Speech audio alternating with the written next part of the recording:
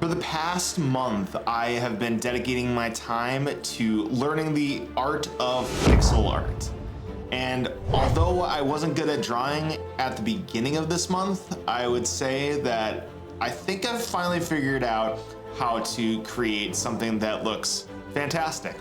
See, understanding anti-aliasing, canvas size, and other techniques surrounding pixel art, I've got to say that the concepts are starting to sink in finally, and I want to share my experiences with you guys.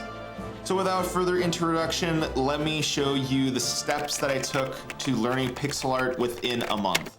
Here we go. So the first thing I decided to do was I sat down and I took some tutorials offline and I started learning the process of what I need to do as far as like canvas size, learning techniques like anti-aliasing, like I was saying, and just breaking down the nuts and bolts of how pixel art is actually developed. After I did this, I immediately went to, hey, I want to create some examples so that I can show you guys and I can prove to myself that I actually knew some of these techniques. And the first examples that I wanted to do were on a 32 by 32 canvas size, which you would think that smaller canvas size would be easier to manage. With the limited canvas space, I found that I need every single pixel to have some sort of purpose or meaning behind it.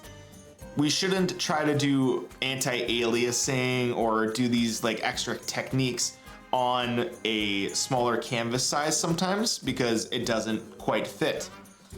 So all in all, what I learned from this was the smaller the canvas size doesn't mean it is an actual easier photo or pixel art drawing to create.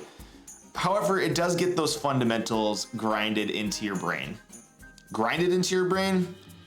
Whatever, let's move on. Take this frog photo for example. Getting the color and the shape down was easy enough, but the perspective always seemed to be off when I was creating it. The perspective of him looking at the camera, quote unquote, doesn't add any depth either to this photo. But this is just one of a few simple designs that I tried to emulate and create. And I think it was good enough for a first attempt. After I created the frog, I also created this car and also a drawing of Kirby, which I will say is super scuffed. I couldn't quite get his arms right, so I think that was the major problem besides his eyes being all tweaky. Oh yeah, and I also drew this drawing of a tree, which for some reason I was getting the shading down correctly, but I couldn't get the shading on the tree down. The trunk of the tree actually felt very flat compared to the bulbs of all of these leaves.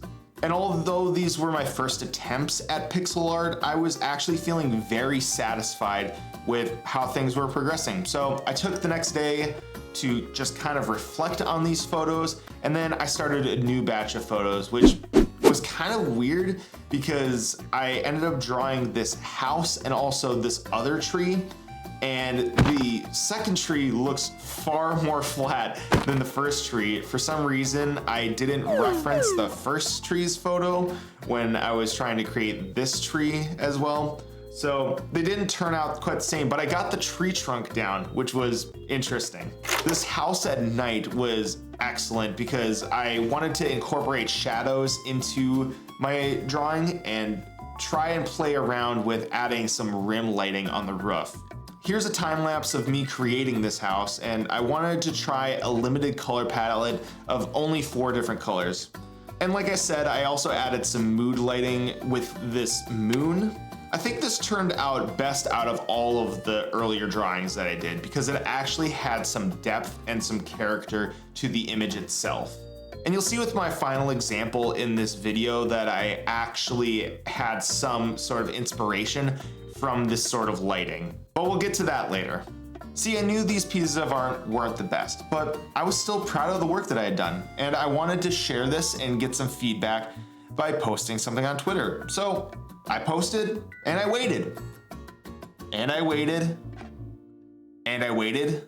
And I never got any feedback from Twitter.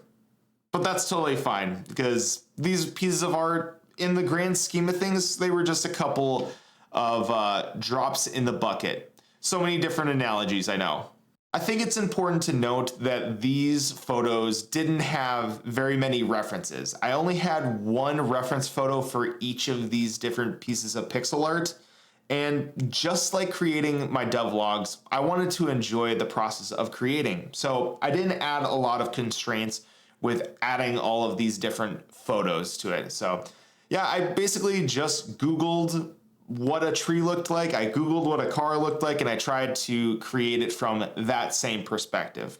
And also, I didn't take a lot of time on each of these. I think each of these photos took about 10 minutes each, but this final example is one that took me several weeks to accomplish, but the end result will be fantastic. Let me explain it. This final piece of art was actually a custom piece of art that I was creating for a client of mine. See, the client wanted a detective that was like in this noir theme, but also depicting it as a raptor. So I haven't done any work with taking anamorphic beings and then creating some sort of depiction in pixel art. This was a massive challenge for me, but I was willing to take it on. The first problem that I had with this image was depicting the snout. Along with me having problems with flat images and trying to create a 3D effect with pixel art, I was also having problems with this snout. See, a raptor's snout actually is very pointed. So I tried to get that point in initially and have them like kind of pointing up with the hat like tilted over his forehead. That was where I was going with it. And then I realized that the snout actually pointing down would probably be easier to depict. And while the snout was pointing down on this raptor, I also realized that it had to be more narrow and elongated rather than like short and stubby is what it ended up looking like in these first attempts.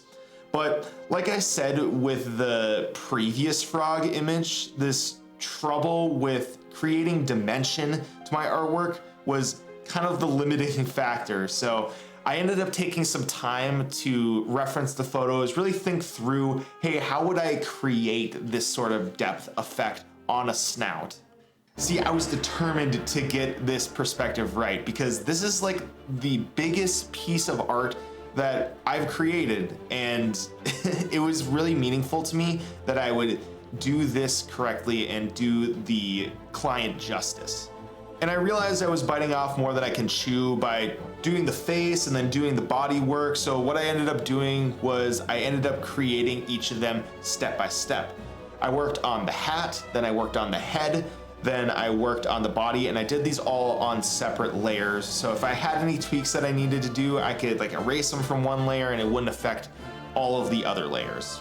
And this fun challenge ended up taking me 2 weeks to accomplish in total. But now I can finally show you this piece of art, and it's one of the coolest pieces that I've done today. Take a look.